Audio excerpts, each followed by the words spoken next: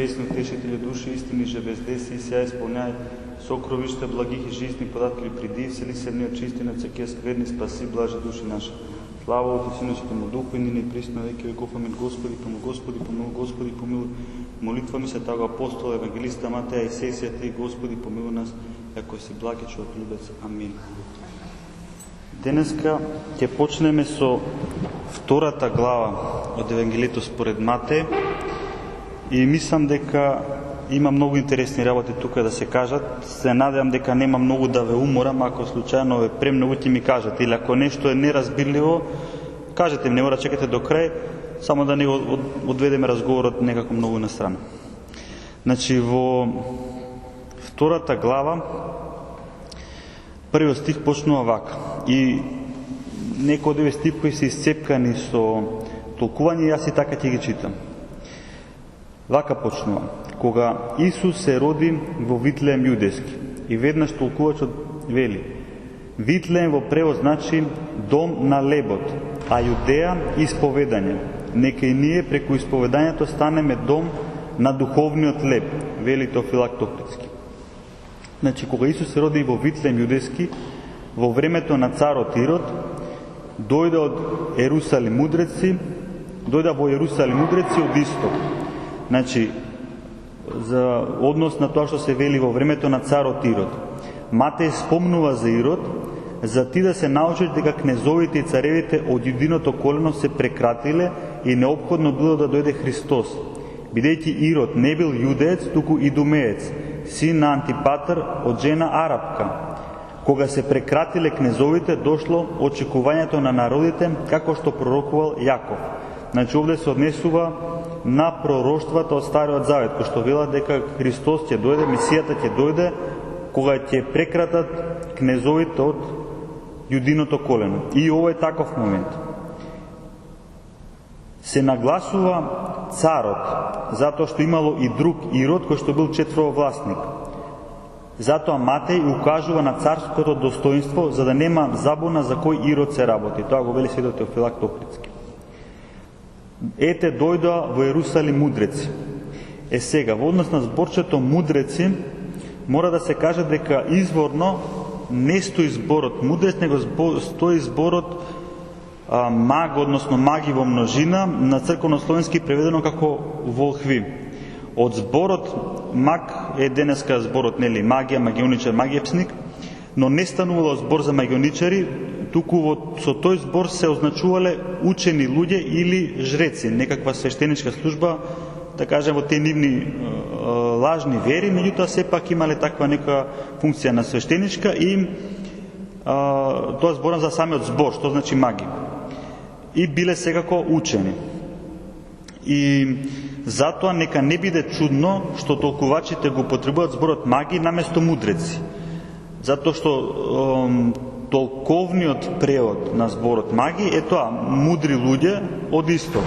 Меѓутоа самите толкувачи го користат зборот маги, не велат мудреци. И сега толкувачот вели: во Јерусалим дошле маги. Зошто дошле тие?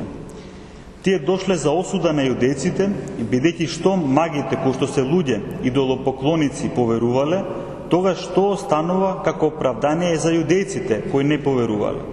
Покрај тоа и за уште многу повеќе да засветли славата на Христа, кога за тоа сведочат магите кои што им служиле попрво на демоните и биле непријатели на Бога. Значи, славата на Господа не се задржува веќе само на јудејците, туку гледаме дека дури и незнабожците доаѓаат да му се поклонат. И вели, дојда во Јерусалим мудреци од исток. И толкувачот вели: и ова е за осуда на јудејците, бидејќи тие од таква голема оддалеченост дошле да му се поклонат, а евреите, имајќи во Христа, го бркале. И продолжува евангелистот. И рекоа: каде е новородениот јудејски цар? Толкувачот вели: ведат дека тие маги биле потомци на магот Валаам, дека тие откако го нашле неговото предвидување дека ќе засвети звезда од Јаков и ќе ги погуби кнезовите моавитски, ја разбрале тајната на Христа и затоа дошле сакајќи да го видат родениот. Евангелистот продолжува: ја видовме неговата звезда на исток И толкувачот вели: кога ќе чуеш за звездата, немој да мислиш дека таа била една од тие кои што ние ги гледаме, бидејќи таа била божествена и ангелска сила која се јавила во вид на звезда. Бидејќи магите биле астролози, затоа и Господ ги привел кон Христа преку она што било за нив познато. Слично што како Петар, кој што бил рибар, го восхитил Господ со мноштвото риби кој што ги фатил во името на Христа. А дека звездата навистина била ангелска сила, се гледа од тоа дека таа светела дење, од тоа што се движела кога магите се движела и стоела кога тие се одмарале, а особено тоа што таа се движела од северната страна, каде што се наоѓа Персија, кон јужната, каде што е Ерусалим. А звездите никогаш не се движат од север кон југ. Тоа го кажува светиот Филактофрис. Следното толкување е од светиот Антони Велики, кој што вели: има едно прашање: доколку не заради небесната промисла се створени звездите, ако не е наше според нив да гледаме судбината, тогаш зошто на рождеството Христово се издигнала звезда и била предводник на магите?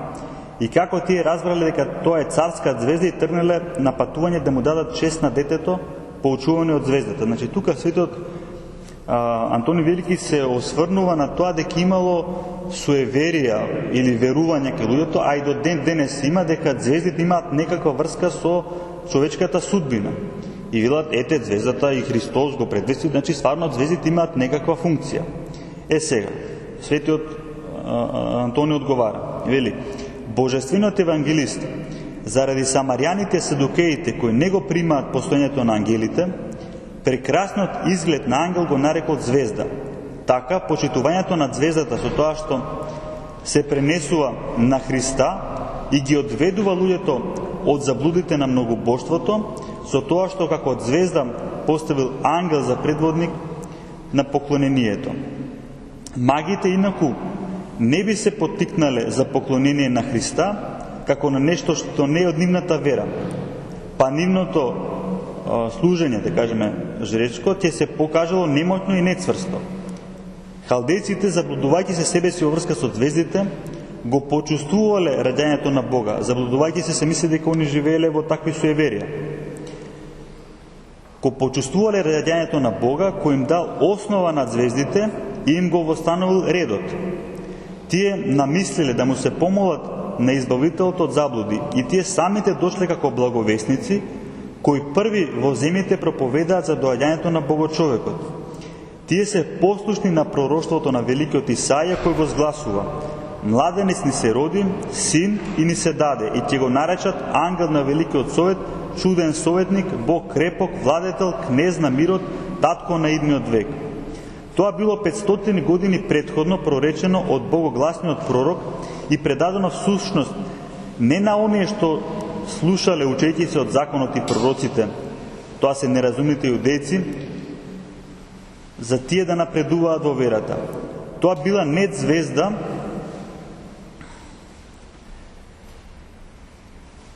туку некаква умствено или словесно разбирлива сила што ги водела магите. На тоа не учи незиното движење и застанување. Звездите едни секогаш се движат и не го прекинуваат своето движење, а други стојат и не се придвижуваат. Значи ова повторно различен толкова кажува едното исто, дека е тоа ангелска сила и се покажува заради тоа што има особини кои што звездите ги нема. Зашто звездите, вели, или секогаш се движат и не го прекинуваат своето движење, а други стојат и не се придвижуваат. А оваа звезда го прави и едното и другото, и се движи и стои, а некогаш се сокрива од оние кои што таа ги води. Така што тие дознаваат каде се родил царот на јудејците. Се вознемирил Ирод и целиот Јерусалим кога чуле за раѓањето на Бога, за кое што им соопштиле магите, кога звездата се сокрила од нив.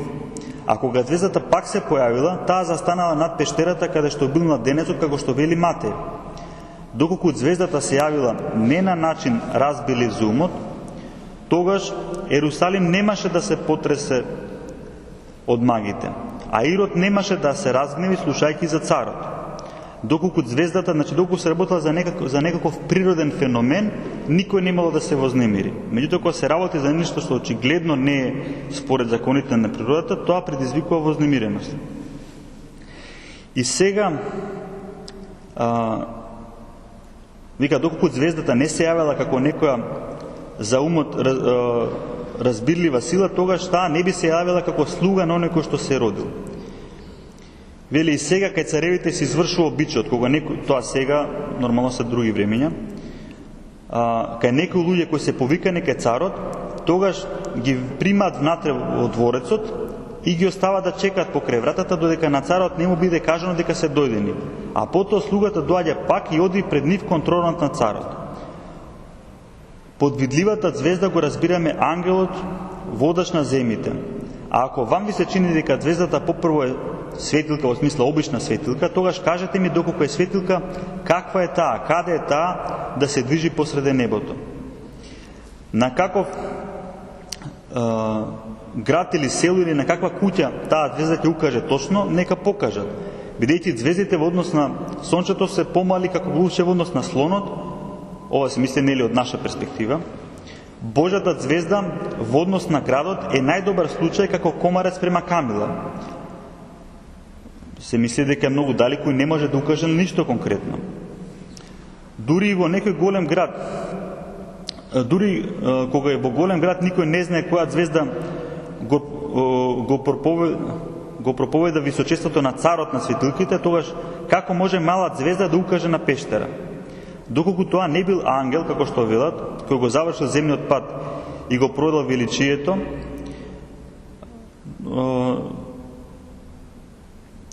нека кажат, значи, каква е таа звезда.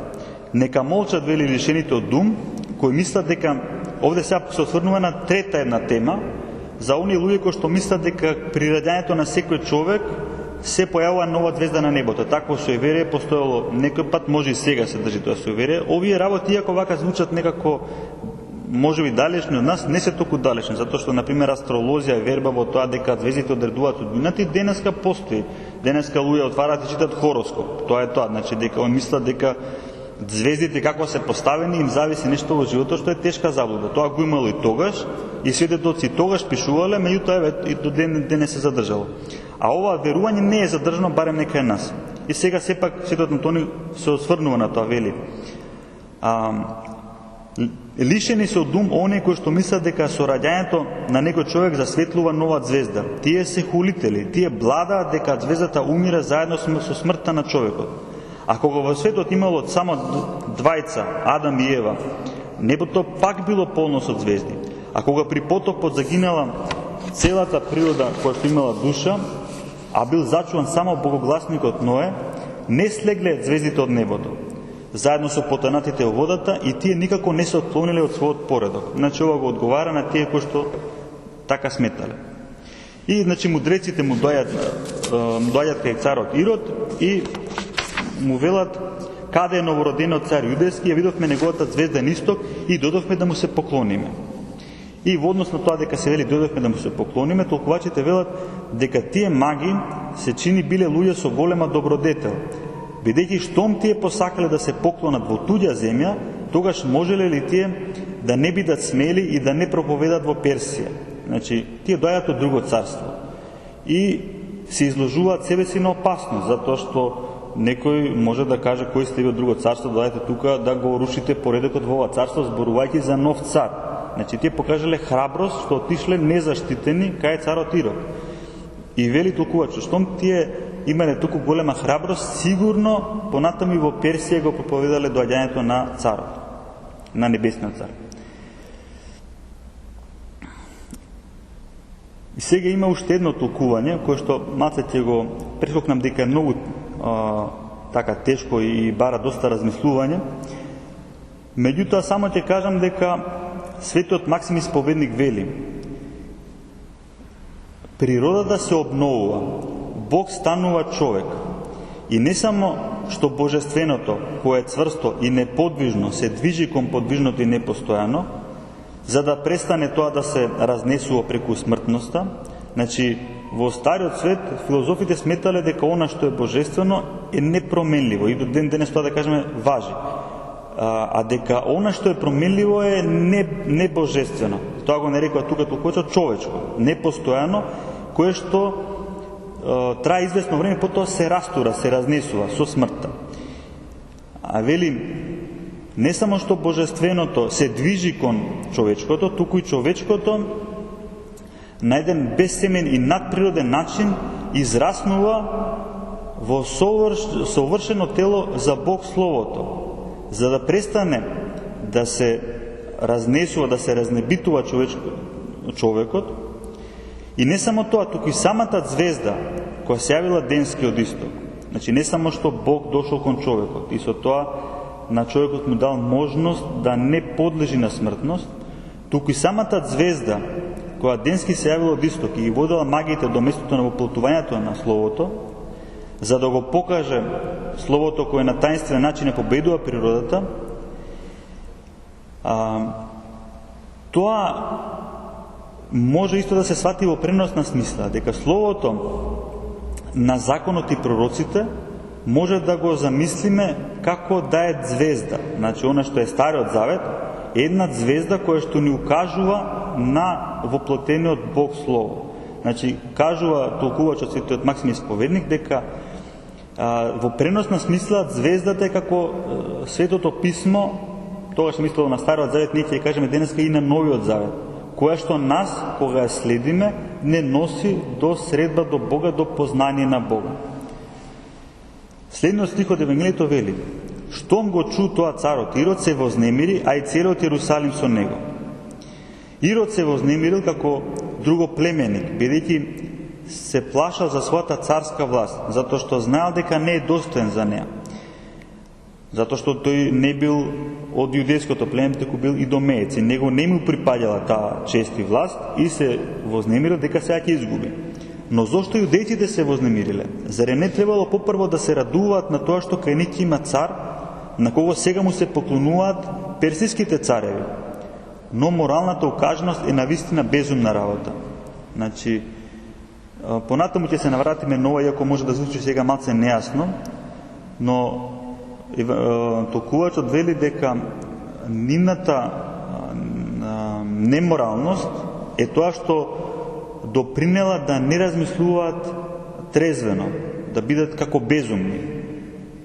И кога им дошол царот, наместо се радуваат и тие да бидат вознемирени, кога слушаат дека дошол царот. И уште еден толкувач вели Свети Григорий Двоеслов: во евангелското четиво, вие возлюбени браќа, чувте дека по раѓањето на небесниот цар се вознемирил земниот цар, затоа што земната возвишеност се вознемирува како се открива небесната височина. Но ние треба да се прашаме, што значи тоа по раѓањето на Искупителот, кога во Јудеја им се јавил ангел на пастирите, а од истокот за да му се поклонат, магите ги довел не ангел, туку звезда. Иако другите толкувачи ни објаснуваат дека таа звезда е символична представа, дека не е само обична звезда. Тоа е имено затоа што на јудејците, како на оние кои што имаат разум, треба да им проповеда разумно суштество. Имаат разум во смисла дека кај нив се сите свети книги.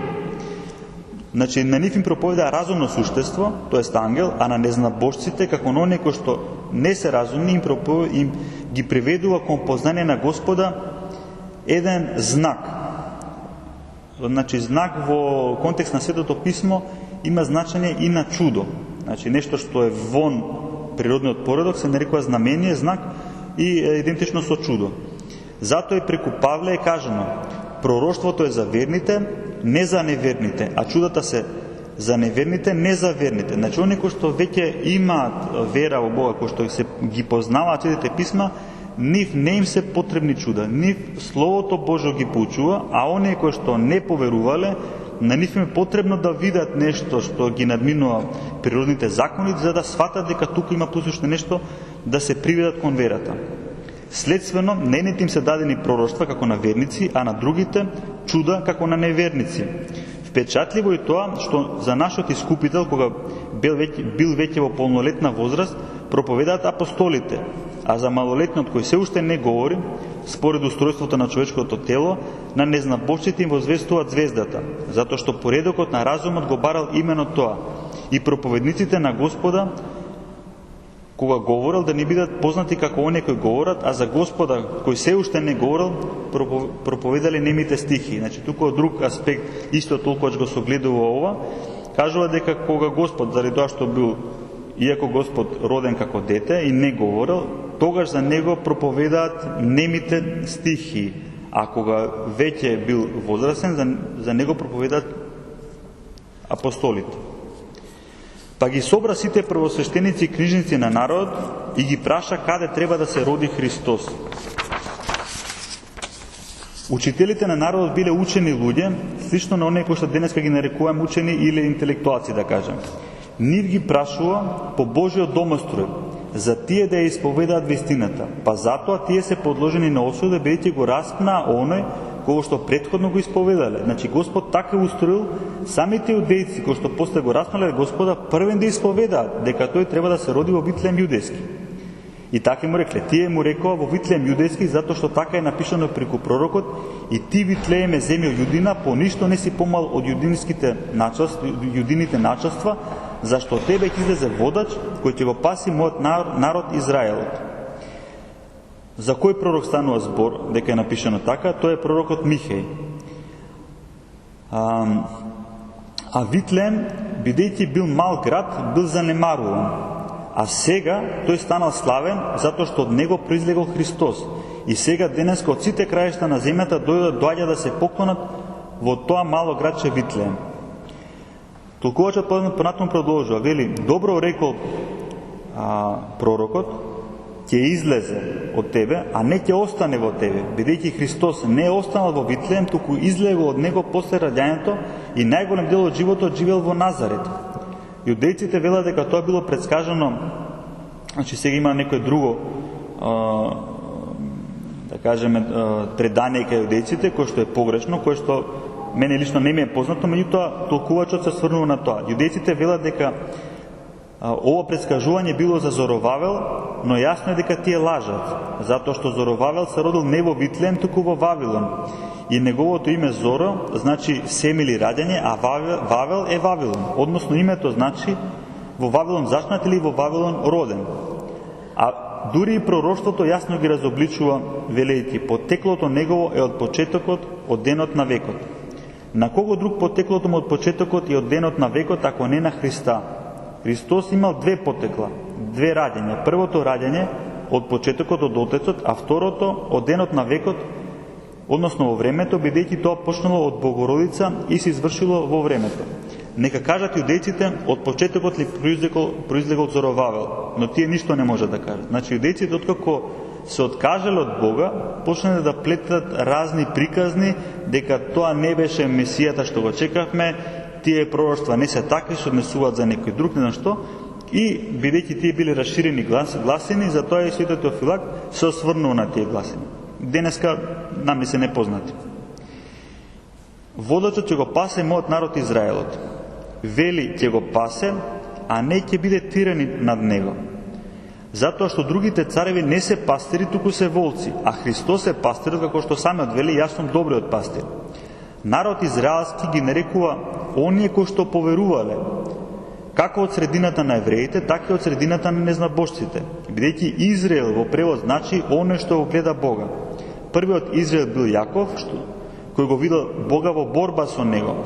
Тоа е опишано во првата Мојсеева книга.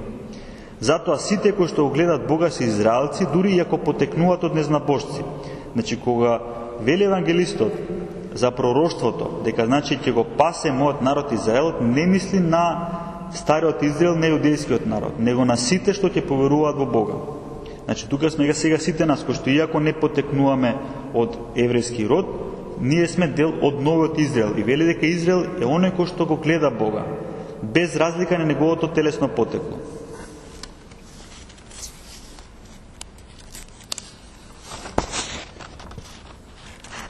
Тогаш Ирод тајно ги повика мудреците и дозна од нив за времето кога се појавила звездата.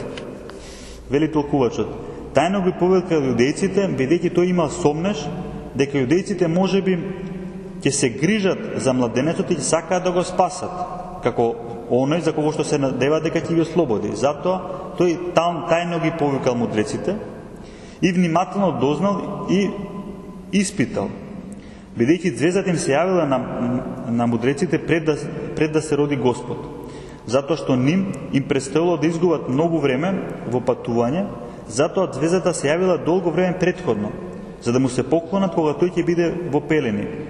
Некој вела дека звездата се јавила истовремено со раѓањето Христово и дека мудреците оделе во текот на 2 години и го нашли Господа не во пелени, ниту во јасле, туку во домот со мајка му, кога имал 2 години, но ти смете го за подобро претходно кажането. Ово го вели светот Теофилакт Охридски. И јас повторам стално и денеска пак ќе повторам дека светот Теофилакт пишува во подоснежно време, 11 односно 12 век.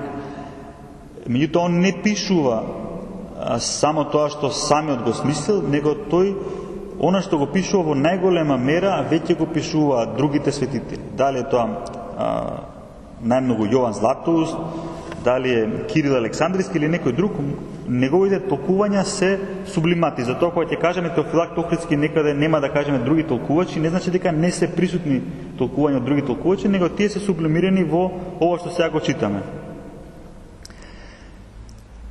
Значи Ирод, испраќајќи ги во Витлеем, им рече: одете и добро распрашајте се за детето и штом ќе го најдете, известете ме за да дојдам и јас да му се поклонам. И гледате како тој не вели распрашајте се за царот, туку за детето, затоа што тој него ни поднесувал именувањето цар.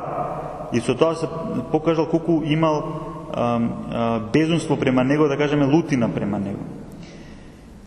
А тие мудреците, откако го изслушаа царот, се заминаа. Тие мудреците биле најискрени луѓе и мислеле дека тој говори без завера. Ово кажувам Теофилакт Охридски. А светот Јован Златоуст надополнува на тоа. Иако светот Јован Златоуст секако е пред Теофилакт Охридски. Вика, мудреците поради своето големо благочестие, ова сега не е толку толкување на самото Евангелие, меѓутоа една важна поука за сите нас. Вели, мудреците поради своето големо благочестие ништо од лукавството не приметиле, бидејќи никако не предпоставувале дека Ирод дошол до таков степен на злоба да помисли да се бори против такво чудно устроение. Значи, они виделе дека тоа е од Бога нешто и кој е нормален да се бори против Бога. Не сомневајќи се во такво нешто, туку судејќи според себе и за другите, тие заминуваат од него. А ова е многу битно, затоа што нам често ни се случува според себе да судиме за другите и да не ги согледуваме објективно. Не мислиме дека за нас ова е незамисливо, неприфатливо и мислиме дека и за другите луѓе тоа незамисливо, неприфатливо, а се покажува дека не е. И затоа треба да бидеме трезвени, да ги согледуваме луѓето не низ призмата на тоа што е за нас нормално, него да бидеме објективни, да сватиме дека за нив може нешто друго да е нормално. А ние по своето, да кажеме така, често по своето добро настроение не ги приметуваме лукавствата на другите луѓе. А некако што е лукав, например, тој е обратно прави. Тој во сите се гледа саме од себе си, вика овој мисли ова, оној мисли она. Понатаму Евангелието вели: тие откако го слушаа царот си заминаа и ете звездата што ја беа виделе на исток врвеше пред нив додека не пристигна и се запре на местото каде што беше детето.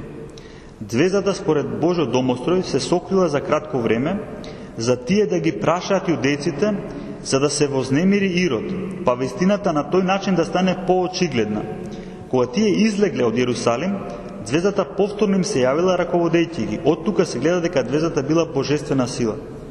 Значи, ние може би ќе се запраша некој од нас зашто некои работи се случуваат во Евангелието, да кажеме така, дури малце како на провокативен начин. Од една страна сега Христос оди, се крие, не знам што, а од друга страна Божјот домостар е таков да дојдат мудреците и да ги алармираат сите, да се крене узбуна против него. Ако сака да се скрие, немало да дојдат мудреците таму. Меѓутоа, тоа е Божјата промисла, да дознаат сите дека ќе дојде Царот Небесен и јудејците да исповедаат дека тој навистина треба да се роди во Витлеем.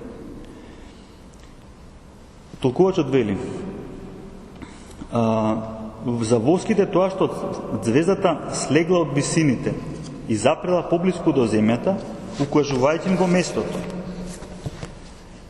Бидејќи таа, доколку им се покажа од висина, како би можеле тие да знаат кое е точното место каде што било детето, каде што бил Христос?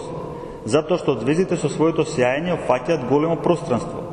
Така и ти можеби ќе видиш месечината на твојот дом, а јас мислам дека таа стои само над мојот дом. И на сите се чини дека само кај нив стои месечината или некоја друга звезда. А таа звезда не би покажувала на Христа, доколку не слезела пониско и не застанала, така речи над главата на младенецот. Значи, тука се гледа нешто што нема врска со обично движење на звездите. Значи, звездата мора да слезе, за да се види точно местото. Инаку, ако е некаде на небото, ние не може да предпоставиме на што укажува. Значи, уште еднаш се покажа дека тоа не бил обична звезда, туку ангелско действие. А кога ја видоат звездата, тие многу се израдуваа. Толкувачот вели се израдувале на тоа што не погрешиле, туку го нашле она што го барале. Продолжува евангелистот. И штом влегол во куќата, го видоа новороденчето со мајка му Марија. И паднаа ничком и му се поклонија. Потоа ги отворија своите ковчежиња и му принесоа дарови: злато, ливан и смирна. Значи, овој текст што користен тука е последното издание на Новиот Завет, каде што вака е преведен овој дел. Меѓутоа, тука зборот ливан значи темен. Може да не е јасно само по себе. Толкувачот вели: по раѓањето девицата го положила младенецот во јасли, бидејќи тие тогаш не нашле куќа, кога дошле да се попишат. Многу веројатно е дека тие отпосле имале најдено куќа, во која што магите ги нашле, бидејќи тие дошле во Витлеем со таа цел, како што вели Лука, да се попишат таму, но бидејќи за пописот се собрало големо мноштво народ, затоа тие не нашле куќа во која да преноќат и затоа Господ се родил во пештера. А отпосле нашле куќа каде што магите го виделе Господа. Значи, ова не го пишува во Евангелието, меѓутоа толкувачот го кажува. Значи, тие не дошле во истата вечер кога се родил младенецот, туку дошле некој време кратко подосна, меѓутоа не многу долго време подосна, би рекли некој ден подосна. И уште нешто за овој стих. Толкувачот вели: еве ги озарените души, просветлените души. Тие го виделе сиромашен и му се поклониле. Тие се увериле дека тој е Бог, па затоа му принеле дарови како на Бог и како на човек, бидејќи злато му принеле како на цар. Затоа што царот ние како поданици му принесуваме злато, секако Теофилакт Охридски пишува во времето кога имало уште цареви. Темен како на Бог, затоа што ние на Бога му палиме темен, а смирна како на оно што ќе вкуси смрт, бидејќи јудејците со смирна ги погребували мртовците, за телото да остане нераспаднато, затоа што смирната, бидејќи сува, ја суши влагата и не дозволува да се изродат црви. Ја гледаш ли верата на мудреците? Тие од пророштвото на Валаама се научиле на тоа дека Господ е и Бог и цар и дека тој ќе умре за нас.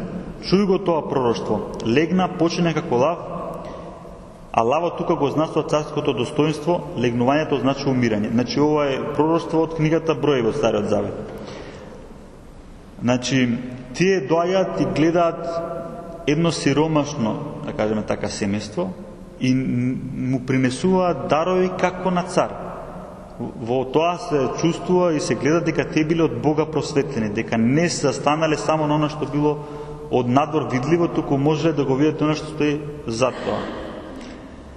А ние денеска никој не би му дал некакво големо достоинство на некое такво сиромашно семејство, гледајќи со човечки очи. Тука се покажа, за тоа вели дека се тие озарени души, се покажа дека биле просветлени за тоа. Продолжува Евангелието. Откако на сон примија вест да не се враќаат кај Ирод, по друг пат замина во својата земја. Толкувачот вели: обрати внимание на редоследот на настаните. Бог најпрви преку звезда ги привел мудреците во верата. А потоа, кога тие дошле во Иерусалим, преку пророкот, односно преку пророштвото, ги научил дека Христос се раѓа во Витлеем. И на крај преку ангел, затоа што ангел им се јавил на сон. И тие се покориле на пророштвото, односно на божественото кажување. На тој начин, откако добиле откровение од Бога, го измамиле Ирод и не се исплашиле од неговата истрага, туку се охрабриле полагајќи надеж на силата на родениот и на тој начин станале вистински сведоци. Значи, тие во сон добиле вест да не идат по истиот пат, да не идат ке Ирод, и тие не се исплашиле да го измама царот кој што има власт да им направи секакво зло дело ако ги фати. Меѓутоа не покажале никаков страх, туку се потпреле на силата на родениот. Друго толкување вели: по известувањето за раѓањето на нашиот цар, Ирод се обрнува кон Итрост, за да не се лиши од земното царство. Тој сака да му кажат каде се наоѓа младенецот, претворајќи се дека сака да му се поклони, а всушност сака да дојде да го убие. Но што е човечката злова наспроти Божиот совет? Затоа што е напишано: нема мудрост, ниту разум, ниту совет против Господа. Ово од Стариот Завет, од книгата Изреки. Звездата што им се јавила и ги довела мудреците, и тие го нашле родениот цар, и му принеле дарови, па во сон добиле известување да не се враќаат кај Ирод. На тој начин се случува Ирод да не може да го најде Исуса кога го бара. А Ирод што друго символизира, ако не луѓето кои што се лицемерни, кои што привидно го бараат, но никогаш не заслужуваат да го најдат Господа. Ова е од Григорий Двоеслов. Значи, тука ово може да го пресликаме и во денешно време, затоа што многумина наводно го бараат Господа, но го бараат, да кажеме така, за да не го најдат. И затоа и не го наоѓаат. И затоа да не се чудиме не затоа што многу луѓе наводно го бараат Бога, затоа што Бог знае што има тие во срцата, го бараат на сличен начин како што Ирод го бара. Ирод навидум го бара, а не го бара за да му се поклони. И уште едно толкување, исто толкува Свети Григорий Богослов, вика: нешто значајно ни наговестуваат мудреците со тоа што се враќаат по друг пат во својата земја, бидејќи тие така постапуваат по откровение и нам ни се покажува како треба и ние да постапуваме. Нашата земја, во која што треба се вратиме, е рајот, во кој што после познанието на Исуса ни е забрането да се вратиме по истиот пат. Бидејќи по гордоста, непокорноста, пристрасноста кон видливото, по вкусувањето на забранетата храна, ние заминахме од својата земја, а за враќање во неа ни е потребен плач, покорување, презир кон видливото и скротување на телесните желби. Следствено, ние се враќаме во својата земја по друг пат, штом сме заминале од рајските радости заради похотите, повикани сме таму да се вратиме преку покаен плач. Значи, тука во преносна смисла кажува дека како што секој од нас и целото човештво заради непокорност, заради своеволност, пристрасност кон своите страсти, кон видливото, се оддалечуваат од Бога, а во буквална смисла Адам и Ева затоа излегуваат од рајот. Вели, рајот е нашата татковина.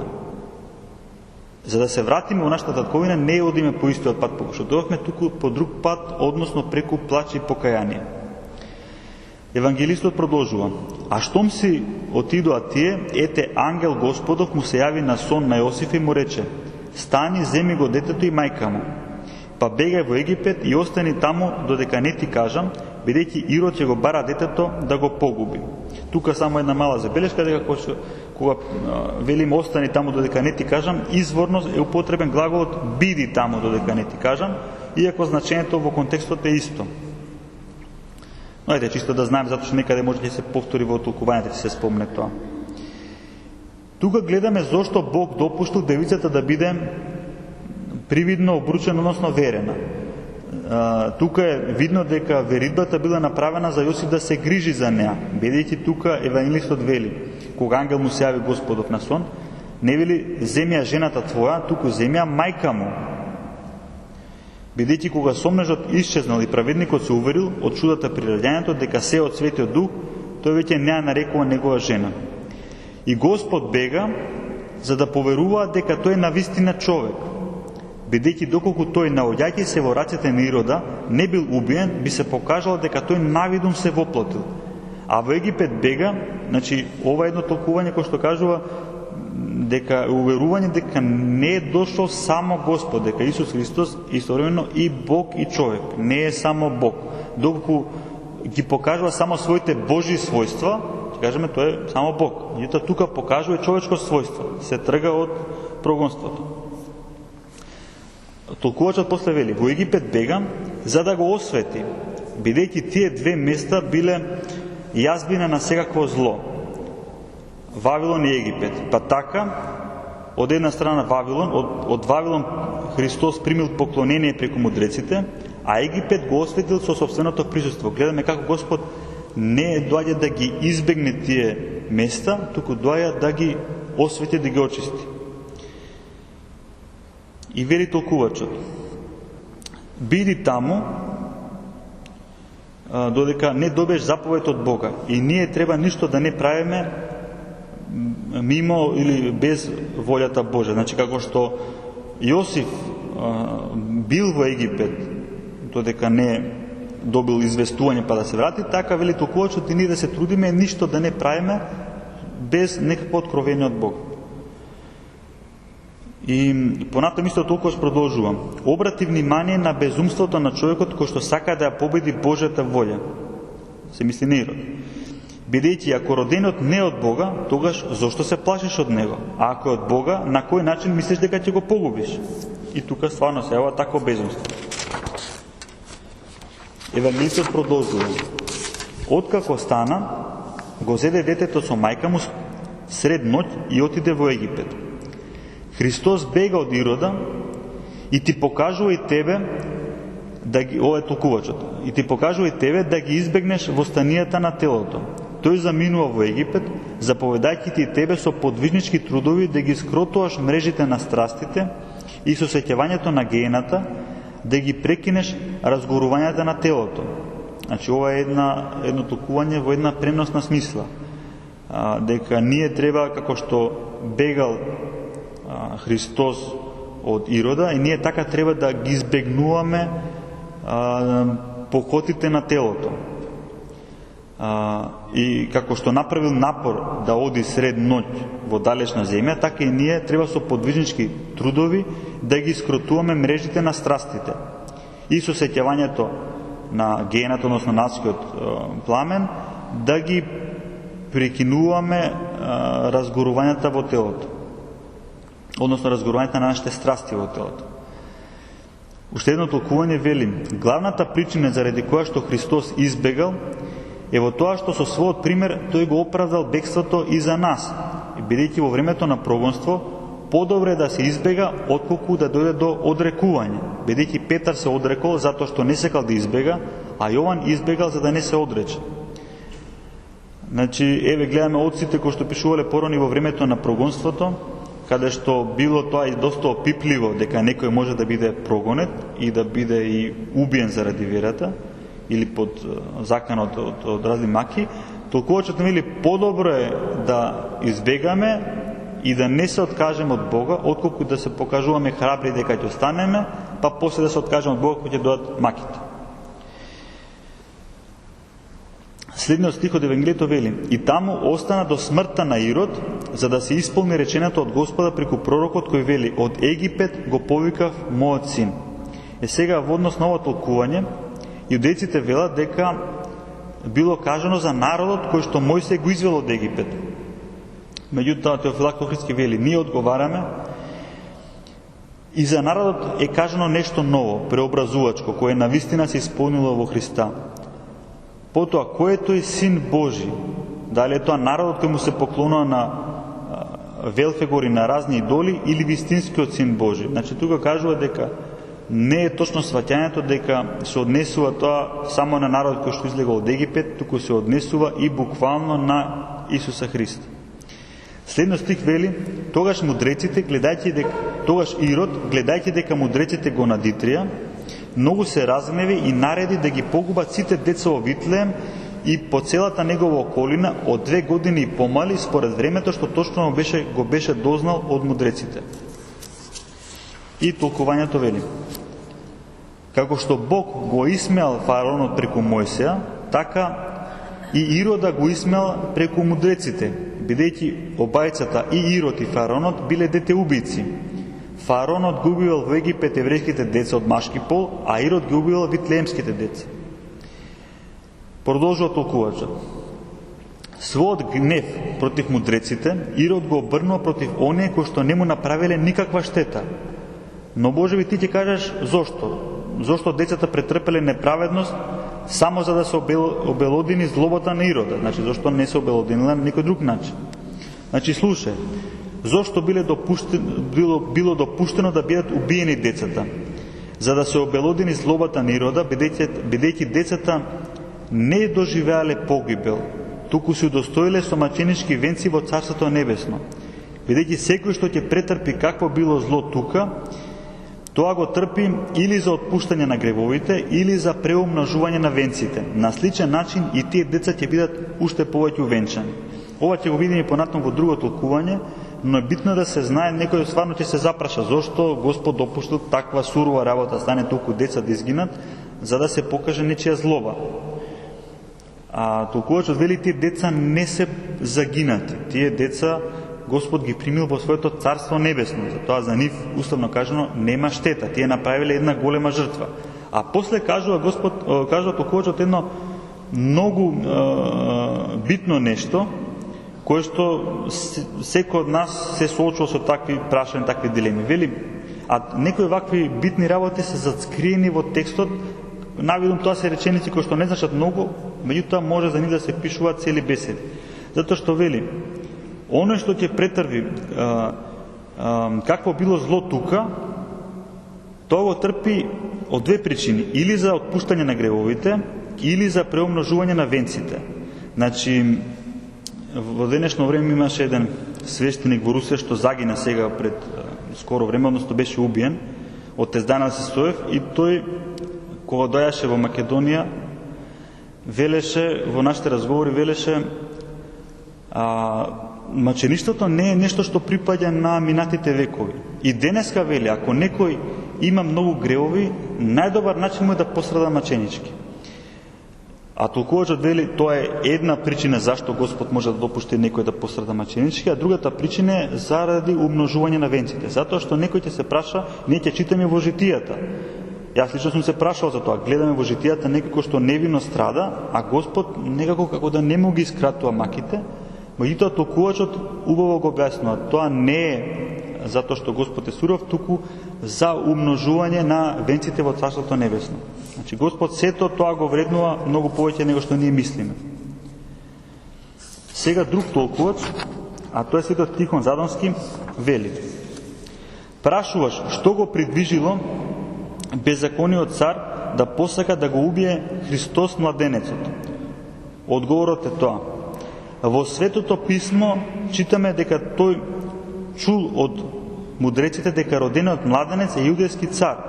Јас тука го потребам зборот младенец, иако во последниот превод пишува дете, но ќе видиме во некои реченици не е сосема јасно ако се пише дете, затоа тој младенец се мисли исто на Христа. Значи, во Светото Евангелие читаме дека тој чул од мудреците дека родениот младенец е јудејски цар, па затоа тој, бивајќи властолюбив, се исплашил дека ќе се лиши од царството. Та затоа намислил да го убие новородениот цар, а кога немал можност да го најде, се насочил да го убие невините деца во Витлеем, за на тој начин и Христа некако меѓу нив да го погуби. Тоа била надежта на Ирод. И сега вели толкувачот. Од тука гледаме, прво, дека луѓето беззаконици ќе посегнат по секое зло, само за да не се лишат од своите страсти, а особено силните и луѓето на власт, кои што се беззаконици, тие се спремни да направат страшно зло во општеството, бидејќи за нив нито едно зло не е страшно, кога гледаат некаква пречка за своите похоти. И ние денеска гледаме во светот многу работи страшни се случуваат, војни, убиства и незамисливи за нас работи, а тоа е затоа што човек кој што е на власт, а кој што е беззаконник, кој што е предаден на своите покоти, за него нема мерка, нема граница на злобата. И тука се покажува. Ние си мислиме, не, тој сигурно тоа не би го направил. Да не бидеме сигурни. Ете би го направил некако Ирод, би убил илјадници деца, само за случајно некако меѓу нив да го најде тој што мисли дека ќе му го загрози царството. А второ што гледаме е дека властолюбието е големо зло во човекот и почеток на секое зло. Тоа не се плаши ниту до цареви да се допре и да симне од престол или да убие. Гледаме дека На Ирод беззаконникот не му било страшно толку 1000 невини деца да убие само за да не се лиши од царската власт. Некој што почувствува таа власт, никако не ќе тоа да се тргне, и тоа е таа страст што го гони да прави страшни беззаконија. И пак ќе кажам, и во светот, и во сегашно време, и во минатото сме имале цели војни, каде што гинале неилјадници, милиони луѓе, само затоа што некој не сака да се лиши од својата власт. Гледа дека власта му маца расклимана, спремен да жртвува милиони луѓе за својата власт. Толкувачот завршува: о, какво големо зло е властолюбието. Еден несреќен човек сака со другите да владее, а сами од себе си не може да се завладее. Значи не може да ги завладее своите страсти, а сака да владее со другите. Затоа ти избегни од тоа зло, за да не се погубиш и сами од себе си и другите. Прво треба да се научиме со себе си да владееме, а потоа да примиме власт на другите. Размислувај за тоа и чувај се од зло. Ова, за жал, денеска не функционира, осем можеби во црквата единствено. Затоа што во светот светските владетели никој не им го поставува тоа за критериум дали тие живеат морално или не живеат морално. Значи сега практично се е прифатено. Не е сосема така како што кажам, сега малце ги да кажем ги представам погруби него што се, меѓутоа во некои други времења човек без некакви морални квалитети не можел да дојде на власт, а денеска ние гледаме луѓе кои што се фатени во криминално било што и тие доаѓаат на власт. И тие се однесуваат слично како што се однесува Ирод. Уште едно толкување. Христос, знаејќи ја иднината однапред, знаејќи го тајното, бивајќи судија на намерите, наблюдуваш на помислите, зошто ги оставил оние кои што знаел дека ќе се распрашуваат за него и дека заради него ќе убиваат.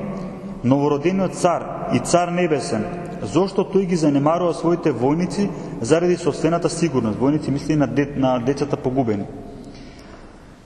Зошто тој ги занемарува војската на своите ближни? Повторно војска се мисли на овие деца. Зошто тој оставил стражарите подигнати од своите колевки, ги оставил тај непријателот кој што само царот го бара да настапи против целата войска? Браќа, Христос не ги презрел, туку ги издигнал своите војни, на кои што им дал да торжествуваат пред да живеат, на кои им дозволил да победат без борба, кои тој ги наградил со венци пред другите членови на црквата, и кои што по неговата волја преку страдањето поминале покај пороците и го нашле небесното пред земното, се броиле кон божествените уште пред земните. Значи Христос ги пуштил своите војници пред себе, а не ги отфрлил.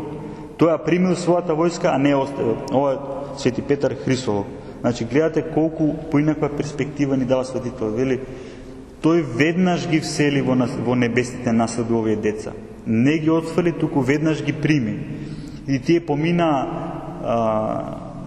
покрај сите маки и проблеми од овој свет и веднаш се вселија во Царството Небесно. Таа перспектива ние можеме да го разбереме ова, затоа што ако човек помисли дека Господ тек така допуштил некој беззаконие врз децата, ако нема оваа перспектива, и денешните луѓе кои што гледат само овој свет, мислат ако смртта овој свет дека е целосно исчезнување, дека ако некој умре, дека веќе за него нема никаква надеж, ние не пристапуваме на тој начин и гледаме дека овој настан има друга перспектива. Вика, не ја отфрлил својата војска од деца, туку ја примил. Продолжува Евангелието. Тогаш се исполни кажаното преку пророкот Јеремија кој вели. Сега ќе продолжам уште некој стих за да завршим целината. Глас се слуша во Рама, плач и ридање и голем пискот. Рахила ги оплакува своите деца и не сака да се утеши зашто ги нема веќе. Толкувачот вели, за некој да не помисли дека избивањето на децата се случило мимо Божјата волја, евангелистот покажува дека тој тоа го знал однапред, било предскажано преку пророкот Јеремија. Сега, ако се вели Рама е возвишено место во Палестина, затоа што тоа име значи висока. Тоа место му се паднало во наследство на коленото на Венијамин, кога по преселувањето во ветената земја ги разделувале деловите кои што секој колено ќе ги владее. Таму се паднало на Венијамин, кој што бил син на Рахила. И Рахила е погребена во Витлеем. Значи пророкот Витлеем го нарекува Рахила затоа што таа била погребана таму. Рахила, односно Витлеем, плаче за своите деца и не сака да се утеши зашто ги нема веќе. И се толкувачот вели, нив ги нема само во овој живот, а во идниот ги има, затоа што нивните души се бесмртни. Тоа е Теофилакт Охридски. И уште едно кратко толкување од Свети Јероним Стридонски, кој што вели, рама значи висока, така што смислата на кажаното е ваква. Глас се слуша од висините, односно се ширил на мощно опширно пространство. Значи тоа, дека се случило тоа беззаконие, било на широко познато. Евангелието продолжува. А по смртта на Ирод, ангел Господов му се јави на сон на Јосиф во Египет. И сега толкување. По смртта на Ирод. Значи Ирод имал горка смрт. Истерувајќа својата зла душа со треска, со висока температура, со болка во стомакот, со сфрап, односно со чешање, со искривени нозе, со гниење на срамниот орган во кој се појавиле црви, со отежнато дишање и со грчење на екстремитетите. Тоа кажа се до Теофилакт Охридски. Друг толкувач, Инокенти Борисов, продолжува понатаму. Смртта на Ирод. Во овој обичен израз може да помислиме дека смртта на Ирод била обична. Меѓутоа таа била многу мачна и ужасна. Раката Божја така видливо натежнала на тиранинот, што тој самиот неколку пати се обидувал насилно да се ги прекрати деновите. Жив јаден од црви, Ирод видливо од привремените маки преминал кон вечните маки. И продолжува толкувачот. На евангелистот се чини би му било прилично да укаже на таквата смрт како наказна за гонењето на божествениот младенец и за убивањето на витлеемските деца. Но тој самиот ниту збор не кажува за тоа, затоа што тоа им е својствено на боговдахновените писатели. Тие се бестрасни како огледало, говорат ниту повеќе, ниту помалку од она што им е вдахновено преку Светиот Дух. Бидејќи на тој семоќен дух му е неприличен јазикот на човечките укори. Затоа и светите писатели никого не укоруваат, само кажуваат што направил Ирод, Пилат, Јуда, Кајафа, а судот и осудата за нив му ги остават на оној кој свое време на сите ќе им суди. Значи, вели толкувачот, можел евангелистот и да напише за страшната смрт на Ирод, за да ние се, да кажеме, да се утешиме гледајќи ја Божјата правда за ова беззаконие. Но вели, таквата утеха не му е мила на Светиот Дух. Значи, Светиот Дух не ги сака тие човечки укори, тие човечки одмазди. И затоа, во Светото Писмо, не само во Новиот Завет, овие имиња тука сите што ги прочитавме од Новиот Завет, тие се негативни личности, Ирод, Пилат, Јуда, Кајафа, за никој од нив нема суд во Светото Писмо. Судот е од толкувањата, од нашето разбирање.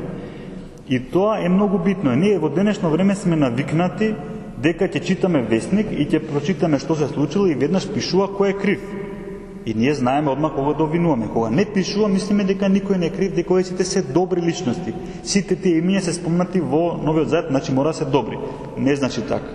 Ние, например, кога читаме покајниот канон на Свети Андреј Критски, каде што се спомнуваат многу примери, особено од Стариот Завет, ги спомнуваме и лошите и добрите примери.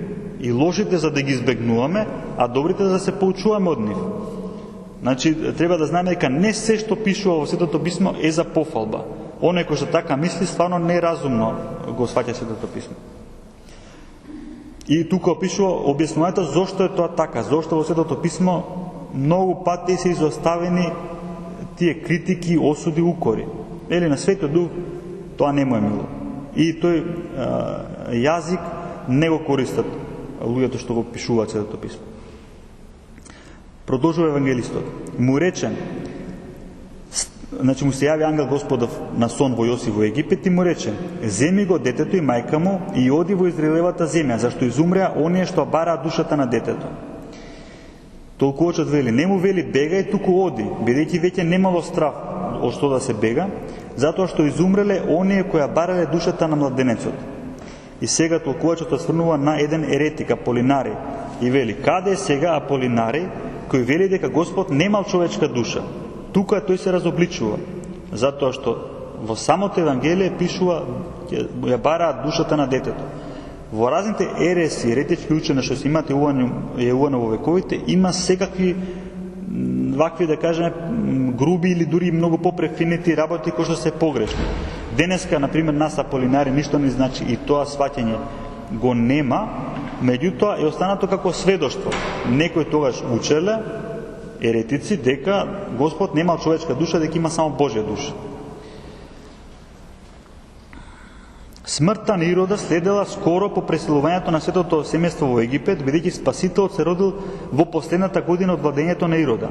А бидејќи со смртта на Ирод се изгубила причината за странствувањето, повторно се јавува ангел со вест за тоа и со наредба да се вратат во земјата Израилева.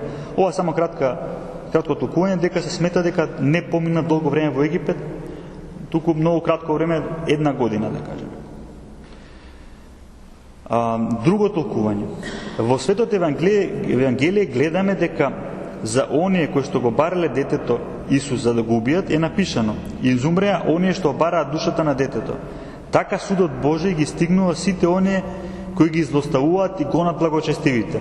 Душите на благочестивите се како овци, смирени, кротки и ненаоружани, но Бог се застапува за сите нив и ги заштитува.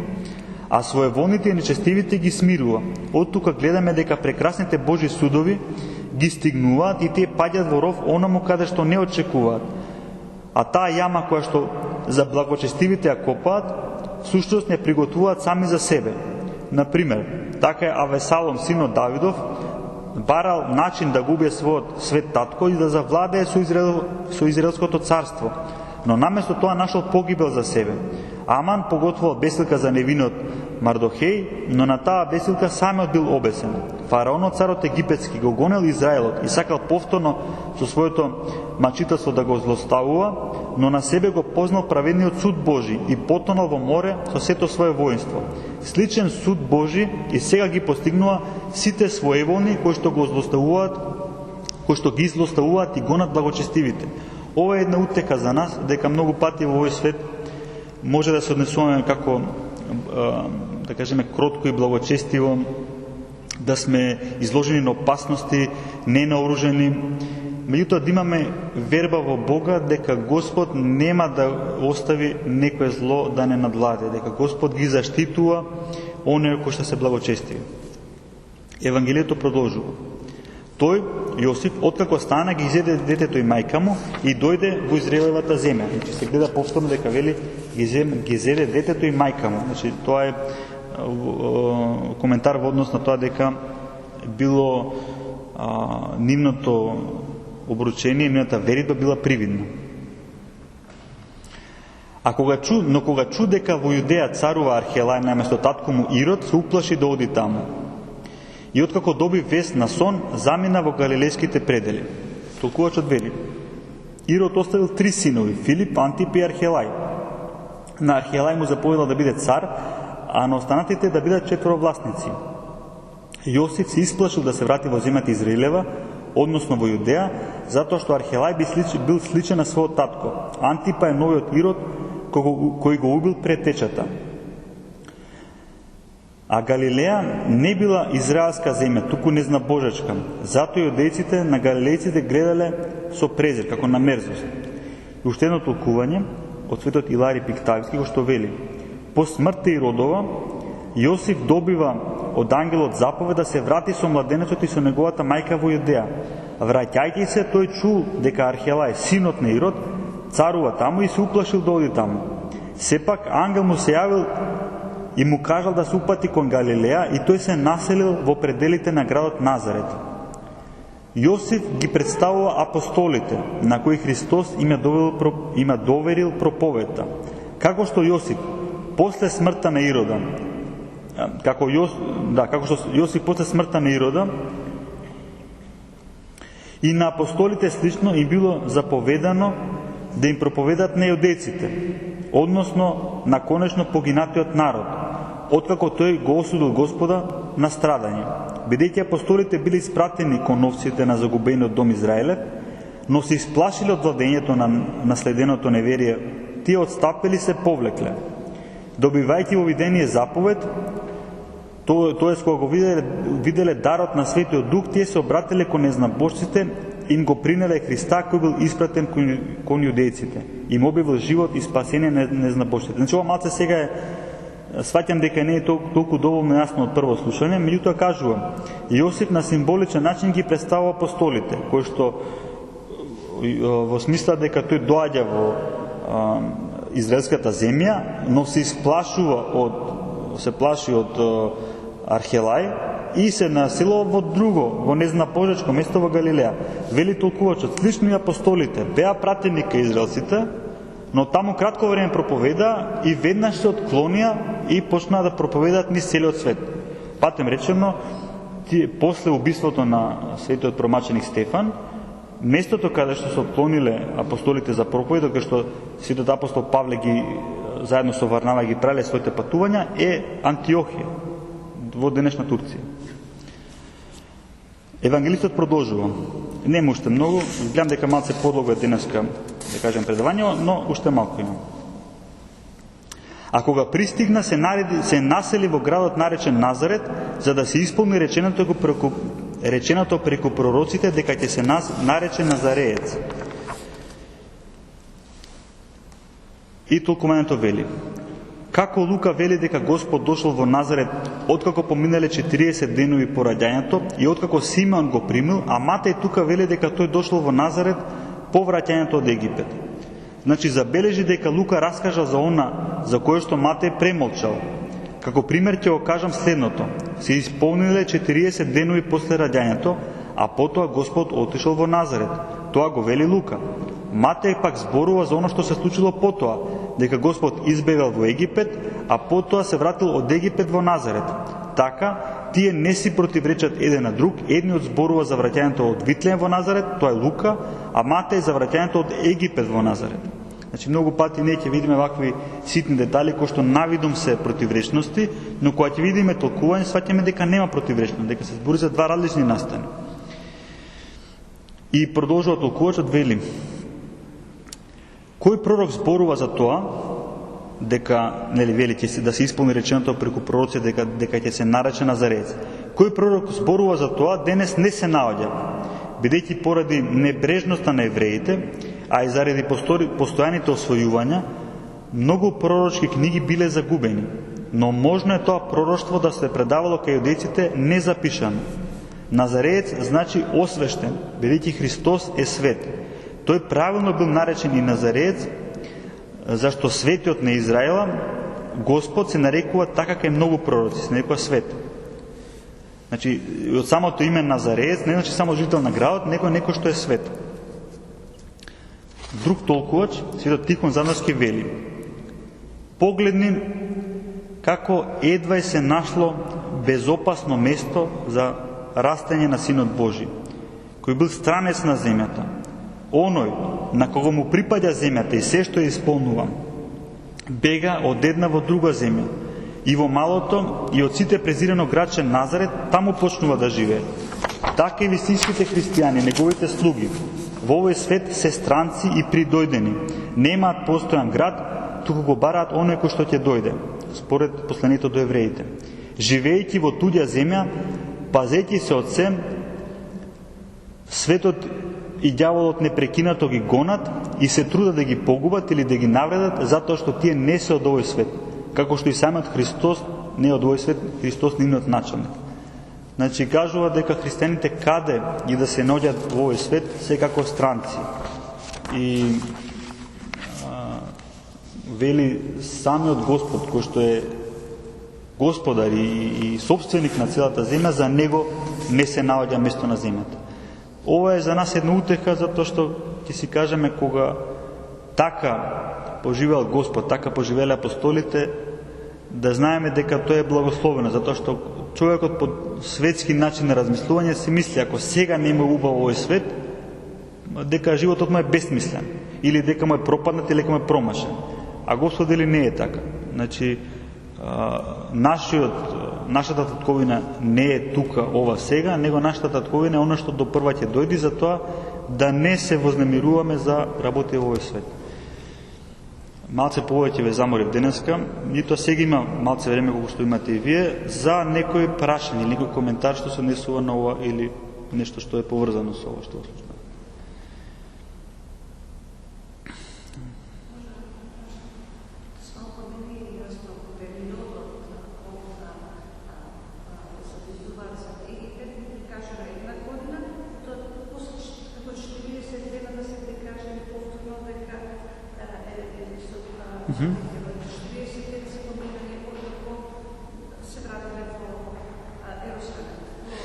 Значи, кажува дека имало во две враќања во Назарет, после раѓањето Господово, после 40 дена после раѓањето, едно враќање од Витлеем во Назарет, тоа го кажува свети апостол Лука, а набргу после тоа, кога Ирод поминале денови сватил дека ги нема мудрециве, дека го измамиле, решава да ги убие сите деца во Витлеем. И тогаш Господ му се јавува на сон на Јосип, вели бега во Египет. И он бега во Египет и така го избегнува.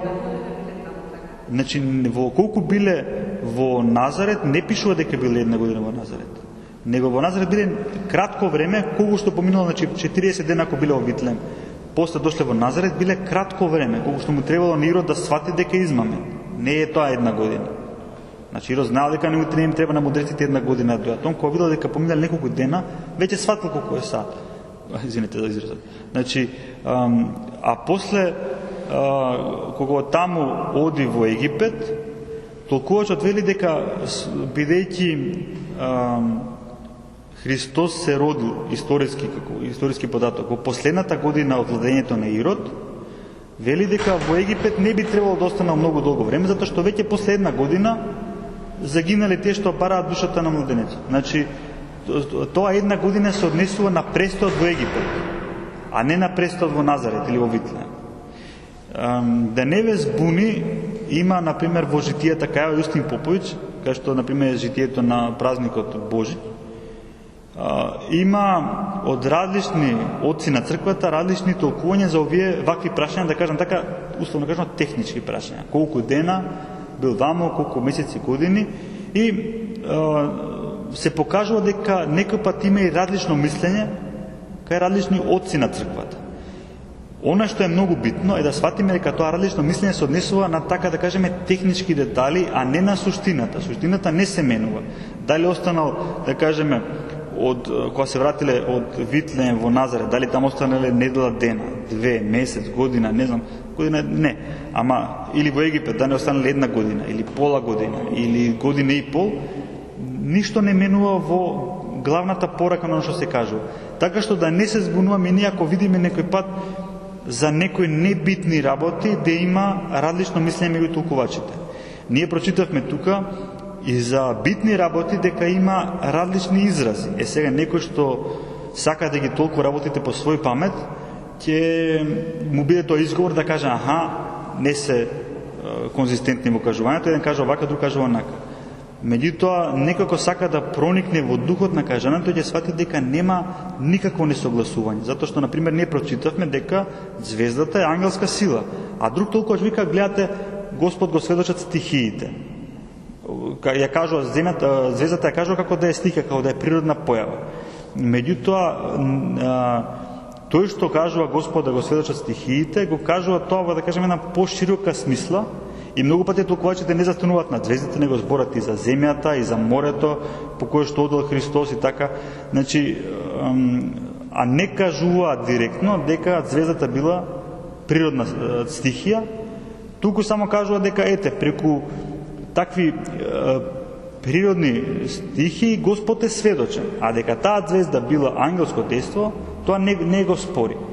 Сега само ви кажам дека читајќи вакви толкувања, човек ќе најде некои моменти кои што привидно се различни, во суштина не се различни.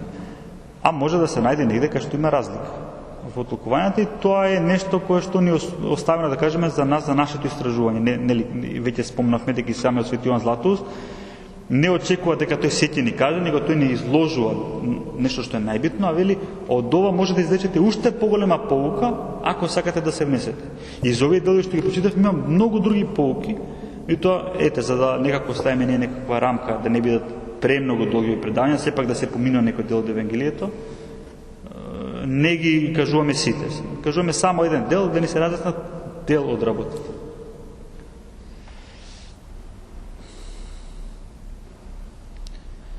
Нешто друго? Добро. Да го испееме тропот на свети апостол Матеј.